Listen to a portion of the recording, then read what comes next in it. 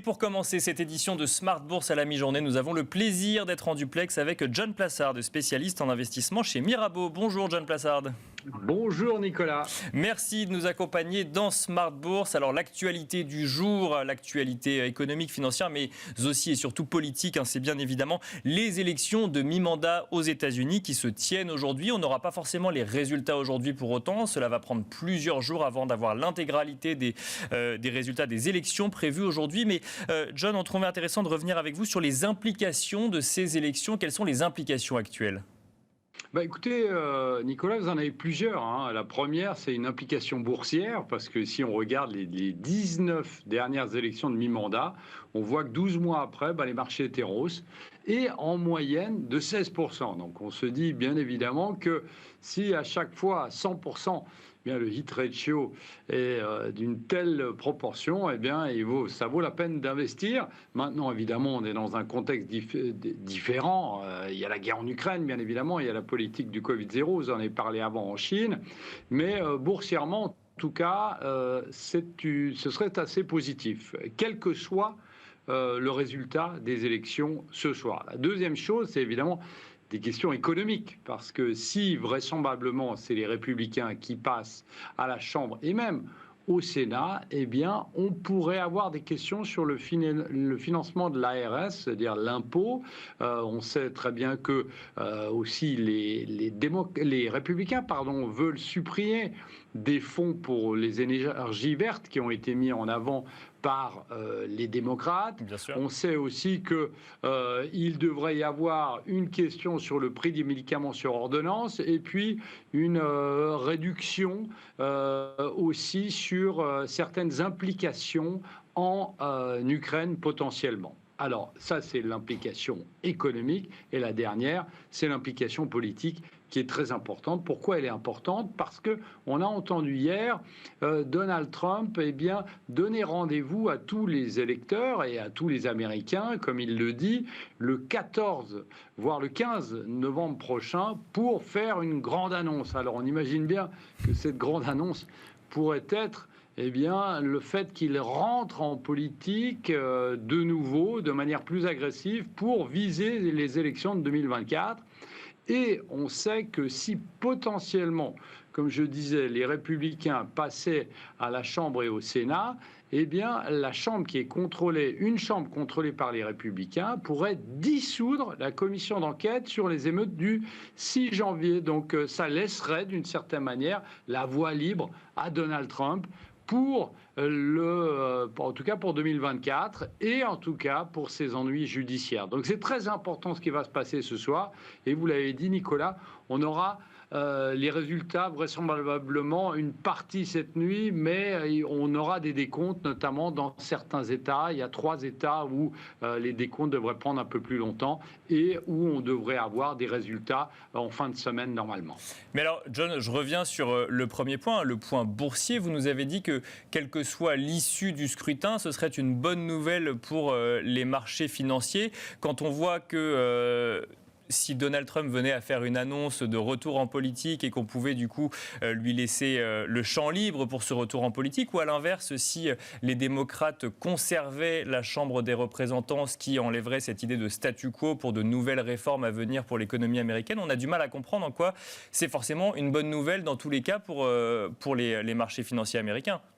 Alors, vous avez tout à fait raison, c'est en se fondant sur l'histoire, et l'histoire nous dit que c'est l'incertitude d'avant les élections qui amène beaucoup de volatilité au marché.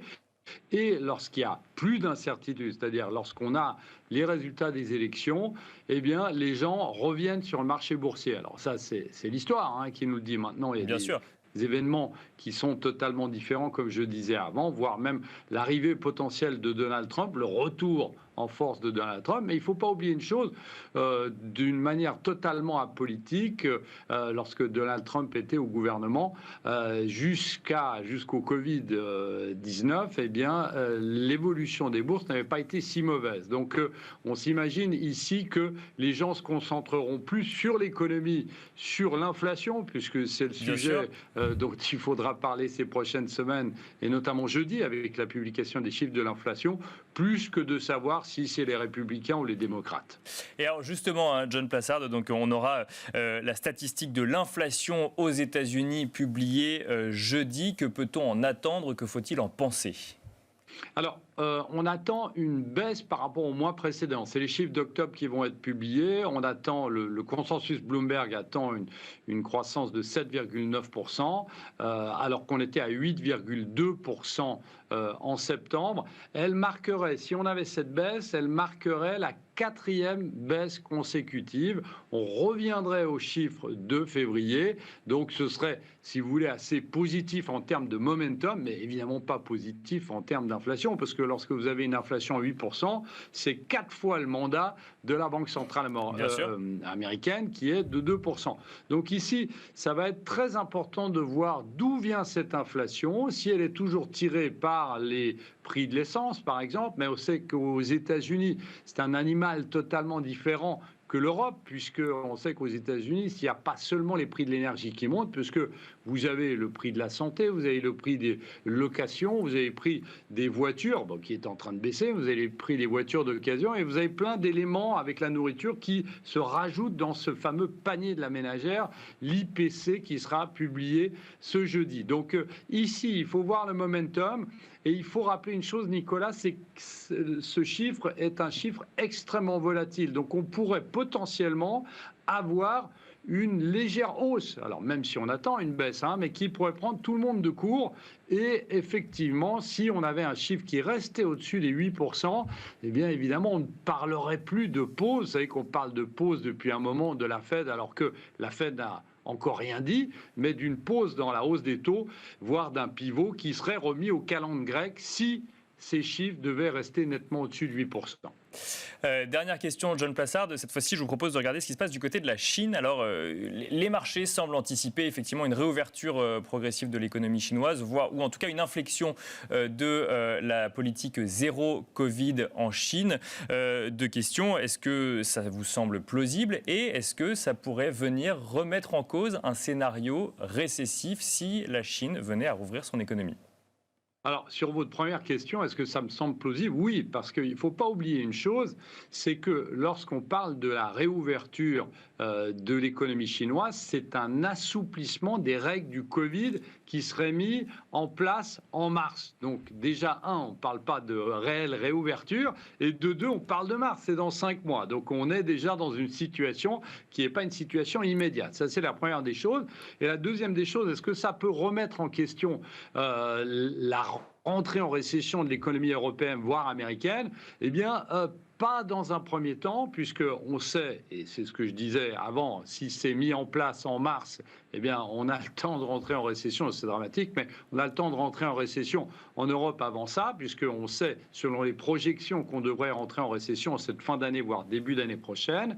Et une deuxième chose, c'est que, évidemment, il y a la guerre en Ukraine. La guerre en Ukraine n'est pas maîtrisée par la réouverture de l'économie chinoise ou pas. Alors, évidemment, ça enlève du pied une épine, plus qu'une épine, un clou, je dirais, à ce niveau-là, surtout aussi pour les États-Unis, puisqu'on sait que le premier partenaire économique des États-Unis, c'est la Chine, et inversement. Et donc, ça pourrait un peu assouplir le stress, mais dire que c'est un game changer si la Chine annonce sa préouverture en mars, eh bien, je ne pense pas que c'est le cas.